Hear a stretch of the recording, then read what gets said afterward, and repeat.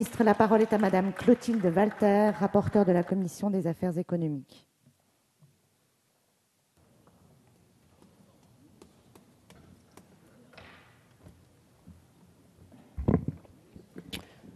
Madame la Présidente, Monsieur le Ministre, Monsieur le Président de la Commission des affaires économiques, chers collègues, enfin, nous y sommes. Ce lundi 24 février, nous arrivons au terme du processus d'élaboration de cette proposition de loi dite Florange, devenue proposition de loi visant à reconquérir l'économie réelle, initiée par François Hollande et Jean-Marc Ayrault en février 2012, à l'époque député d'opposition.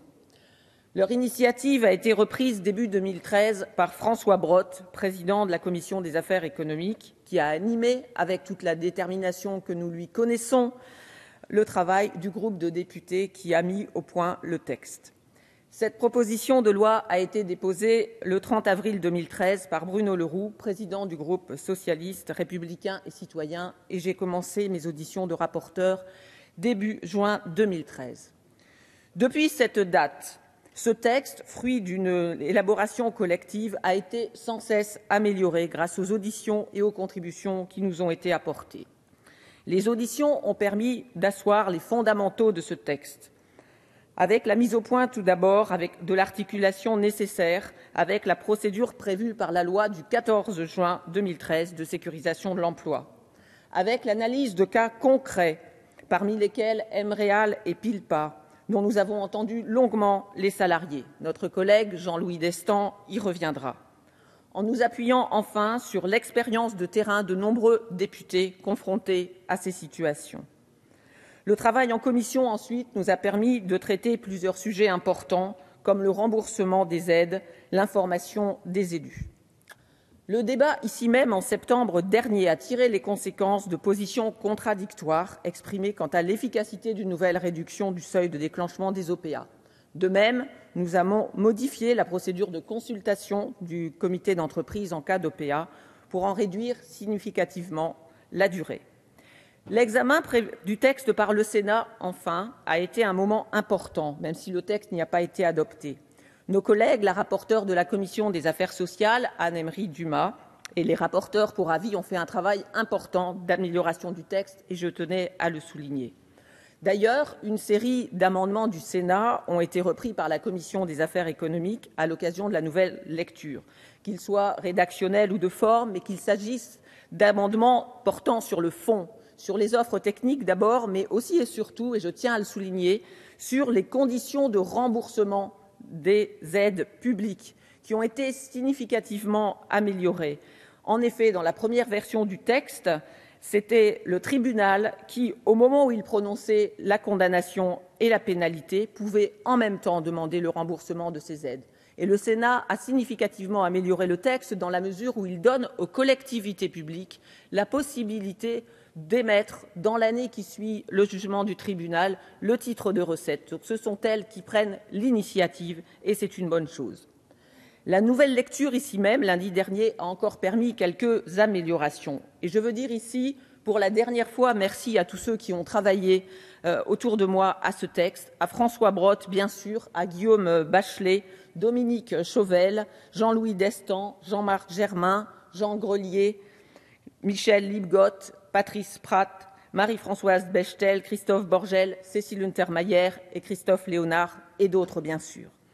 Ce texte traduit notre volonté de reconquête de notre économie et notamment de notre industrie. La logique trop exclusivement financière qui fait prévaloir les intérêts financiers de très court terme en sacrifiant les intérêts de long terme de développement des entreprises a causé des dégâts considérables dans notre pays, dans nos territoires, aux salariés et à nos filières industrielles. Nombre d'entre nous ont été, depuis plusieurs années, confrontés à des fermetures de sites, drames industriels et humains, mais aussi source d'appauvrissement de nos territoires et souvent disparition de savoir-faire industriel acquis de longue date. Notre pays, il faut le rappeler, a perdu 750 000 emplois industriels en 10 ans. C'est pourquoi nous pensons tous aujourd'hui et ici aux salariés des entreprises qui se sont battus pour conserver leur entreprise. Petroplus, Pilpa, ArcelorMittal, Dossi, Moulinex, Plisorol, Goodyear et beaucoup d'autres que je n'ai pas le temps de citer. Face à cette logique financière dévastatrice et parce que l'État doit être le protecteur des entreprises et des salariés, nous avons voulu réagir avec cette proposition de loi. Et comme l'a dit à l'instant Benoît Hamon, après un grand silence qui a duré bien trop longtemps de nos dirigeants sur ce sujet.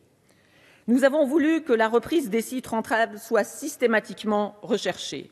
Dès lors que l'on ferme un site rentable, pour les salariés, pour les élus des territoires, pour les habitants, ils sont confrontés à l'incompréhensible, à l'absurde et à l'inacceptable. C'est pourquoi il fallait réagir.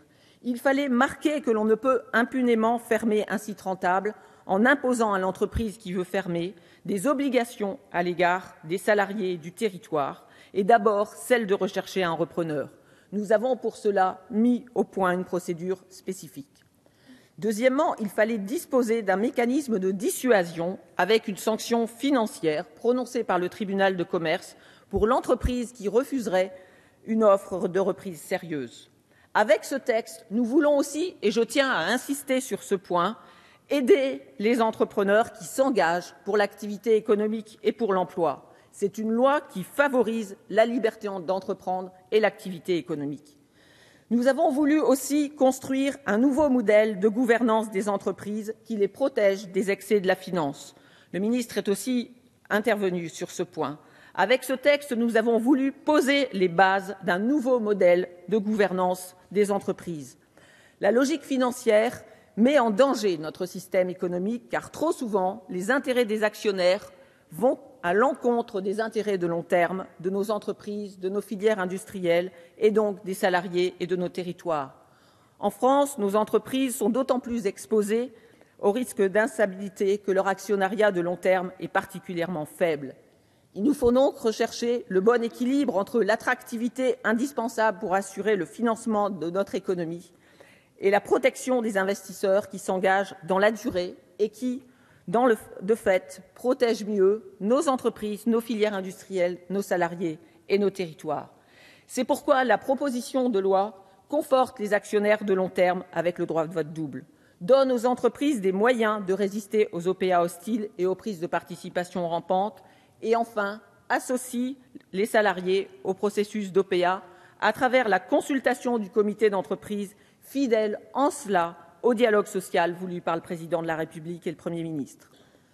Pour nous, ce texte n'est qu'une étape pour préparer l'économie de demain. Nous l'avons nous-mêmes constaté au cours de notre travail parlementaire. La finance a sa propre logique, une force sans limite dans l'économie mondiale. En Europe et dans notre propre pays, elle refuse d'admettre que nous fassions des choix différents. Parce que nous défendons des valeurs qui nous font placer l'homme au cœur de l'économie et que nous voulons imposer des règles. Parce que nous avons construit depuis des années un modèle social auquel nous sommes attachés et que nous voulons défendre. Parce que nous avons une conception de l'entreprise qui nous conduit à reconnaître son intérêt social et chacune de ses composantes. Son capital, le travail des salariés, l'outil industriel construit au cours des années, le savoir-faire issu de l'expérience de tous, mais aussi l'engagement de nos territoires auprès des entreprises. Dans ce contexte, il nous faut admettre que les entreprises sont en France et trop souvent en Europe moins bien protégées que certaines de leurs concurrentes étrangères, américaines et asiatiques. Dans la guerre économique que nous connaissons, nos entreprises participent de l'image, de l'influence et du poids de notre pays dans le monde. Pour préparer l'avenir de notre économie, nous voulons développer aujourd'hui les entreprises qui créeront les produits et les emplois de demain sur notre territoire. Et nous devons nous doter des outils qui nous permettront de répondre à ce défi. Monsieur le ministre, Pierre Moscovici, ministre de l'Économie et des Finances, et Arnaud Montebourg, ministre du Redressement productif, ont présenté en janvier dernier, en Conseil des ministres, une communication relative à la stratégie de l'État actionnaire. Dans ce texte sont identifiées les conditions de l'intervention en fonds propres de l'État. Un pas important a été fait à cette occasion, puisque sont intégrées dans cette démarche non seulement les entreprises à capitaux publics à caractère stratégique, mais aussi la nécessité de pourvoir aux besoins fondamentaux du pays, le développement et la consolidation d'entreprises nationales et enfin le sauvetage lorsque la disparition d'une entreprise présenterait un risque systémique avéré pour l'économie nationale ou européenne. C'est un premier pas important, et j'y insiste car nous avions marqué ce souhait lors du débat du mois de septembre, car il pose les bases d'une capacité d'intervention publique, c'est-à-dire au nom de l'intérêt général, pour défendre nos fleurons industriels. Mais tout comme le texte que nous allons, j'espère, voter aujourd'hui, il n'est pas suffisant. Il faut en effet faire en sorte que nos entreprises innovantes, nos pépites des secteurs de pointe, trouvent en France les moyens de financer leur croissance grâce à l'épargne, afin d'éviter que les technologies mises au point dans notre pays ne soient acquises par des capitaux étrangers. Et il nous faut incontestablement développer des outils à cette fin. Comme vous pouvez le constater, une fois cette proposition de loi votée, ce vaste chantier de reconquête de notre outil industriel continuera de nous mobiliser en conciliant, comme l'a dit le ministre, attractivité économique et progrès social. Il en va de l'intérêt de notre économie et de notre pays. Et pour cela, Monsieur le ministre, chers collègues, je compte sur vous. Je vous remercie. Merci Madame la rapporteure.